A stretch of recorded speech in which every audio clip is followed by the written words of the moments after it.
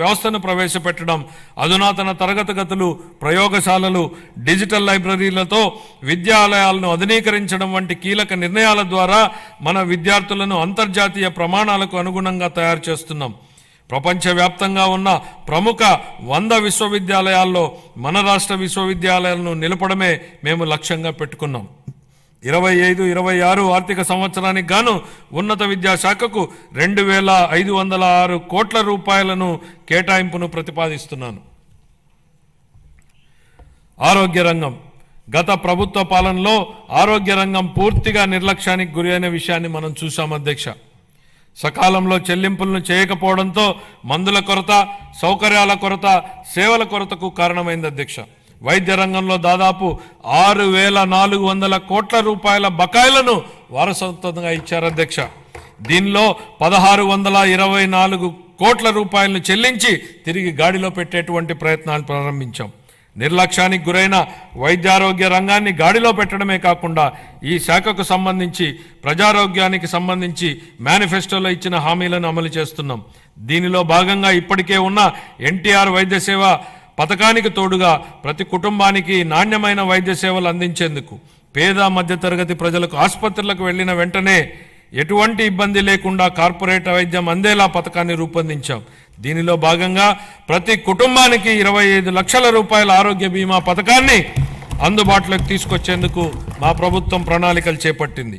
ఈ ఏడాదిలోనే ఈ పథకాన్ని అమల్లోకి తేనున్నాం. దీంతో పాటు ఆసుపత్రుల్లో మందుల సరఫరా, మెరుగైన వైద్య సేవలు, పారిశుద్ధ్యం వంటివి ఇప్పటికే చేపడుతున్నాం అధ్యక్ష. 25-26 ఆర్థిక సంవత్సరానికి వైద్య ఆరోగ్య మరియు కుటుంబ సంక్షేమ శాఖకు 19,264 కోట్ల రూపాయల కేటాయింపును ప్రతిపాదిస్తున్నాను అధ్యక్ష. పంచాయతీరాజ్ మరియు గ్రామీణాభివృద్ధి. గ్రామాలు శక్తి సంపన్నమై స్వయం సమృద్ధి మరియు సాధికారతలతో తొలతూగకపోతే దేశాభివృద్ధి అసంపూర్తిగానే ఉండిపోతుంది.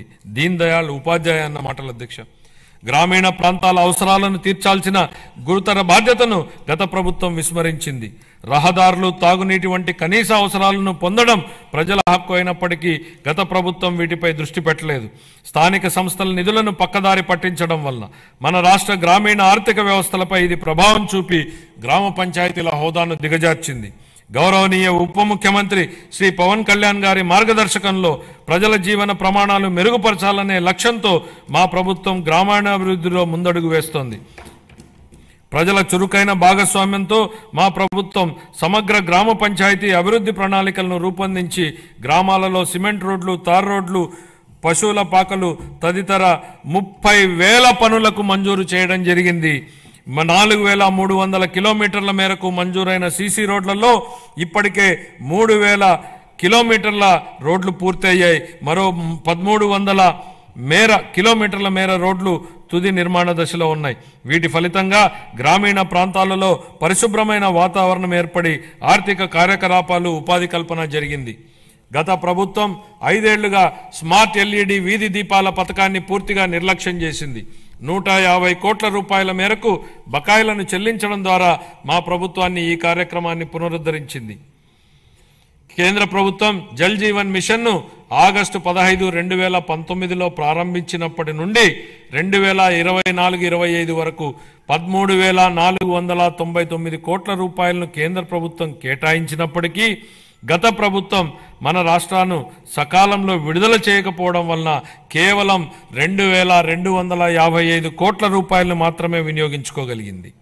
ఛత్తీస్గఢ్, జార్ఖండ్, గుజరాత్, ఒడిశా వంటి రాష్ట్రాలు 23-24 సంవత్సరానికి కేంద్రం నుంచి మనకంటే తక్కువ కేటాయింపులు పొందినప్పటికీ మన రాష్ట్రం కంటే ఎక్కువ నిధులను వినియోగించుకున్నాయి. మా ప్రభుత్వం ఈ పథకాన్ని పునరుద్ధరించడానికి చొరవ తీసుకుంది. మా ప్రభుత్వ అభ్యర్థన మేరకు ఈ పథకం గడువును 2028 వరకు పొడిగించిన కేంద్ర ప్రభుత్వానికి ఈ గౌరవ సభ ద్వారా ధన్యవాదాలు తెలియజేస్తున్నాను. దీనిలో భాగంగా సుస్థిర ఉపరితల నీటి రిజర్వాయర్ల నుండి 95.44 లక్షల గ్రామీణ గృహాలకు నీరు అందించాలని మా ప్రభుత్వం లక్ష్యంగా పెట్టుకుంది. మహాత్మా గాంధీ జాతీయ గ్రామీణ ఉపాధి హామీ పథకం కింద 45.3 లక్షల కుటుంబాలకు చెందిన 72 లక్షల మందికి ఉపాధి కల్పించడం జరిగింది. మా ప్రభుత్వం రైతులకు మేలు చేకూరేలా పొలాలకు అనుసంధాన రహదారులు వేస్తోంది. అన్ని గ్రామాలలో స్వచ్ఛ భారత్ మిషన్ కింద ఘన మరియు ద్రవ వ్యర్థాల నిర్వహణ కార్యకలాపాలను చేపట్టడం వలన అవి పరిశుభ్రమైన మరియు ఆదర్శ గ్రామాలుగా మార్పు చెందనున్నాయి. గ్రామీణ ప్రాంతాల్లో మౌలిక వసతులు, రోడ్ల నిర్మాణం విషయంలో గత ప్రభుత్వాల నిర్లక్ష్యాల వలన భయంకరమైన భరింపశక్యం కాని వారసత్వం మా ప్రభుత్వానికి వచ్చింది అధ్యక్ష. పల్లెల్లో ఎక్కడ చూసినా గుంతలమైన రోడ్లే కనిపించాయి. వంతెనలు లేక కనెక్టివిటీ లేని గ్రామాలకు అనుసంధానం ఏర్పడుతున్న ఈ రోజుల్లో రోడ్లు సరిగా లేక గ్రామాలకు అనుసంధానం లేని పరిస్థితి గత ప్రభుత్వంలో ఏర్పడింది. ప్రధానమంత్రి గ్రామీణ సడక్ యోజన, ఆంధ్రప్రదేశ్ గ్రామీణ రహదారుల అనుసంధాన మరియు ప్రాజెక్టు మరియు జాతీయ వ్యవసాయ మరియు గ్రామీణాభివృద్ధి బ్యాంకు నిధుల కింద ఈ రోడ్లను అభివృద్ధి చేసే ప్రయత్నాలను ప్రారంభించాం. అన్ని వాతావరణ పరిస్థితులను తట్టుకోగలిగే రహదారులను నిర్మించి అనుసంధానతను కల్పించే దిశగా పీఎం జన్మన్ పథకం మన రాష్ట్రంలో అమలు చేయబడుతోంది. 2025-26 ఆర్థిక సంవత్సరానికి గాను పంచాయతీరాజ్ మరియు గ్రామీణాభివృద్ధి శాఖకు 18,847 కోట్ల రూపాయల కేటాయింపును ప్రతిపాదిస్తున్నారు. పట్టణాభివృద్ధి వేగంగా పెరుగుతున్న జనాభా దృష్ట్యా సమర్థవంతమైన పట్టణ ప్రణాళికను రూపొందించడం చాలా ముఖ్యం. పెరుగుతున్న పట్టణీకరణ అవసరాలను తీర్చడానికి అనుగుణంగా అభివృద్ధి చెందుతున్న నగరాలు మౌలిక సదుపాయాలను కలిగి ఉండాలి. రాష్ట్రాన్ని సర్వనాశనం చేసేలా ప్రణాళికాబద్ధంగా వికేంద్రీకరణ మంత్రాన్ని జపించిన గత ప్రభుత్వం బిల్లుల చెల్లింపుల విషయానికి వచ్చేటప్పటికి మాత్రం కేంద్రీకృత విధానాన్ని అమలు చేసింది. ఉదాహరణకు మున్సిపాలిటీలలో చేసే చెల్లింపులను గత ప్రభుత్వం కేంద్రీకృతం చేసింది అధ్యక్ష. దీని ద్వారా స్థానిక స్వపరిపాలన స్ఫూర్తికి గత ప్రభుత్వం పాతరేసింది. మారుమూల మున్సిపాలిటీలో ఓ చిన్న మురుగునీటి కాలువ నిర్మాణానికి సంబంధించిన బిల్లులు సైతం రాష్ట్ర సచివాలయంలోని ఆర్థిక శాఖ కార్యదర్శి చెల్లింపులు జరిపే విధానాన్ని అమలు చేసింది. కేంద్రీకృత చెల్లింపుల విధానం నుంచి మున్సిపాలిటీలకు ఆర్థిక స్వేచ్ఛను కల్పించాలన్న గౌరవ ముఖ్యమంత్రి గారి ఆలోచనలకు అనుగుణంగా ఏప్రిల్ 1, 2025 నుండి మున్సిపాలిటీల బిల్లుల చెల్లింపును కేంద్రీకృత విధానం నుంచి వేరు చేసి బిల్లులు చెల్లించే అధికారాన్ని మున్సిపాలిటీలకే ఇస్తున్నాం. స్థానిక సంస్థలకు ఆర్థిక స్వేచ్ఛను కల్పించడం, వాటి పనితీరు మెరుగుపరచడానికి ఇదొక విప్లవాత్మక నిర్ణయం. ప్రజా రాజధాని అమరావతి. అసంబద్ధ రాష్ట్ర విభజన కారణంగా రాజధానిని కోల్పోయిన మన రాష్ట్రానికి అమరావతిని ప్రజా రాజధానిగా ఏర్పాటు చేసుకున్నాం. దీనికి ఆనాడు ఆమోదం తెలిపి అధికారంలోనికి రాగానే మాట మార్చారు. మాట మార్చడమే కాకుండా అమరావతి విధ్వంసానికి నడం బిగించారు.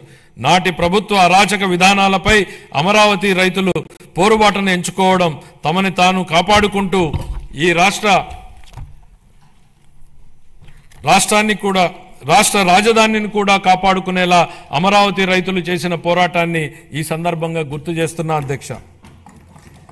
తిరిగి రాష్ట్ర ప్రజల ఆకాంక్షలకు అనుగుణంగా రాజధాని పనులను పెద్ద ఎత్తున చేపట్టేందుకు సిద్ధంగా ఉన్నామని చెప్పడానికి సంతోషిస్తున్నాను అధ్యక్ష. రాజధాని అనేది